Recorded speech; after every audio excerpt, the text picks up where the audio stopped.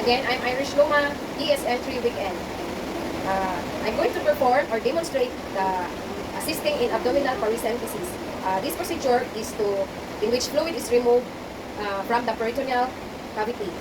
The purpose is to obtain fluid samples for diagnostic examination and to evacuate fluid from peritoneal cavity. And in every procedure, you should check first the doctor's order if the patient is for peritoneal paracentesis. Then let the patient sign the informed consent, and then after that you gather all the equipments needed.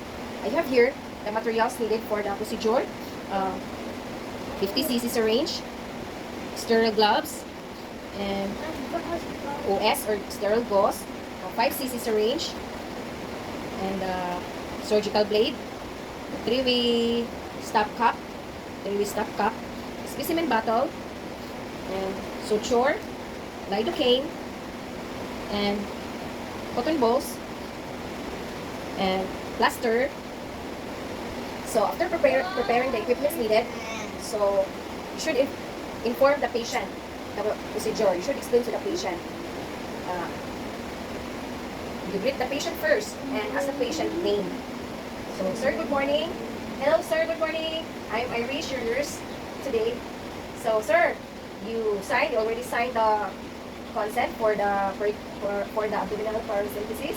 So this is to help you to have a fluid sample for examination and to evacuate the fluid from your peritoneal cavity.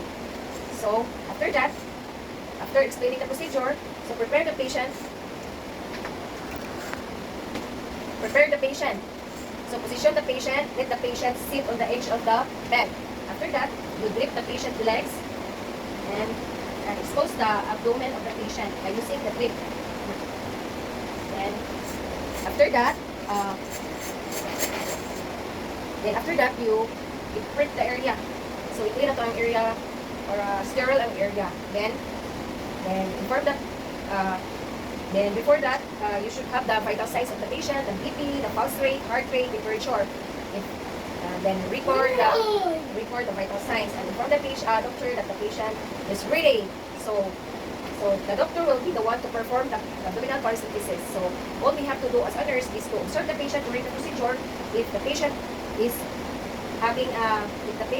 observe the patient if the patient is pallor and dizziness, if the patient is diaphoresis, if the patient is rapid pulse rate and respiration, then if the patient is that,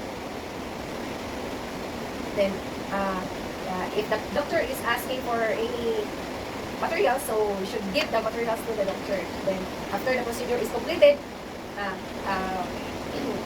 the fluid, you place the fluid samples to the specimen bottle and then write the full name of the patient, date, and the specimen, then send to the laboratory. And after that, after the procedure is completed, you should document everything: the time, the procedure, and the color of the fluid.